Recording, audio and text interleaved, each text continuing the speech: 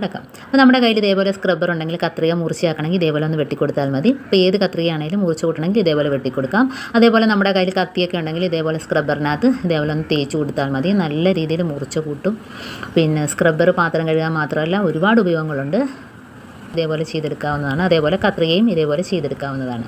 ഇനി നമുക്ക് ഇതേപോലെ തുണി വെട്ടുന്ന കത്രികയൊക്കെ ഉണ്ടെങ്കിൽ ആണി ഇടുന്ന കത്രികയാണല്ലോ. അപ്പോൾ ഇതേപോലെ ലൂസാകുകയാണെങ്കിൽ നമുക്കത് ഫുള്ളായിട്ട് ഊരാൻ നിൽക്കണ്ട.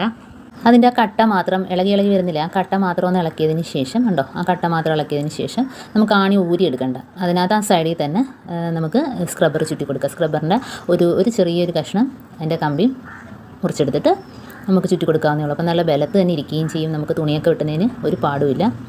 അപ്പോൾ ഇതേപോലെ ഏതാണേലും നമുക്ക് ഇതേപോലെ ചെയ്തെടുക്കാവുന്നതാണ്. നല്ല ബലത്തിരിക്കും. കാരണം തുണി വെട്ടുമ്പോഴത്തേന് നല്ല ബലം വേണമല്ലോ. കത്രികയ്ക്ക് നല്ല രീതിയിൽ തുണി വെട്ടാൻ പറ്റണമെങ്കിൽ ഇതേപോലെ സ്ക്രബ്ബർ ചുറ്റി കൊടുത്താൽ നമുക്ക് നല്ല രീതിയിൽ തന്നെ അത് ഇരിക്കും. അപ്പം മുറുക്കി കൊടുത്തുണ്ടോ.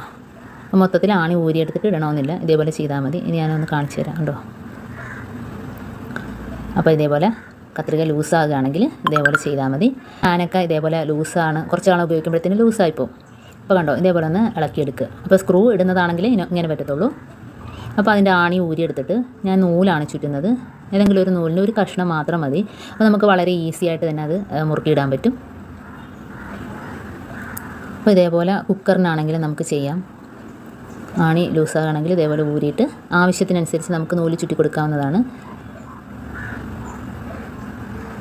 അപ്പോൾ ഇങ്ങനെ സ്ക്രബ്ബർ എൻ്റെ ഒരു കഷ്ണം വേണേലും ഇതേപോലെ കമ്പി ചുറ്റി കൊടുക്കാം. പക്ഷേ ചിലവർക്ക് അത് ചുറ്റി കൊടുക്കുന്നതിന് ബുദ്ധിമുട്ടാകുകയാണെങ്കിൽ നൂല് വെച്ച് ഇതേപോലെ ചുറ്റി കൊടുക്കാവുന്നതാണ്.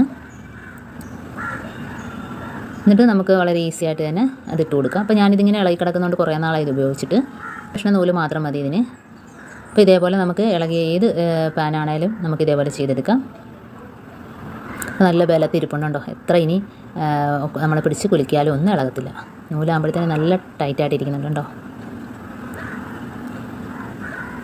അപ്പോൾ ഈ രീതിയിൽ എല്ലാവരും ഒന്ന് ചെയ്ത് നോക്കുക. ഇനി അലമാരയൊക്കെ തുറക്കുന്ന താക്കോൽ, അതുപോലെ ഏത് കതകിൻ്റെ താക്കോലാണേലും എല്ലാത്തിലും ഇതേപോലെ ഒന്ന് ഒരു സ്വല്പം ഒന്ന് തേച്ച് കൊടുത്താൽ മതി. അപ്പം താക്കോലൊന്നും തുരുമ്പിക്കത്തില്ല. അപ്പോൾ താക്കോൽ ഒന്നിച്ച് നമ്മൾ ഉപയോഗിക്കാത്ത താക്കോലുകളൊക്കെ കൂട്ടിയിടുകയാണെങ്കിൽ അത് കുറേ നാളാകുമ്പോൾ തുരുമ്പിക്കും. അപ്പോൾ ഇതേപോലെയൊക്കെ ഒന്ന് തേച്ച് കൊടുത്താൽ തുരുമ്പിക്കാതെ ഇരിക്കുകയും ചെയ്യും. മാത്രമല്ല നമ്മൾ ഏത് പൂട്ടിലാണോ തുറക്കുന്നത്, അലമാരയുടെ ആണെങ്കിലും ഏതും ഈസി ആയിട്ട് തന്നെ തുറന്നെടുക്കാൻ പറ്റും.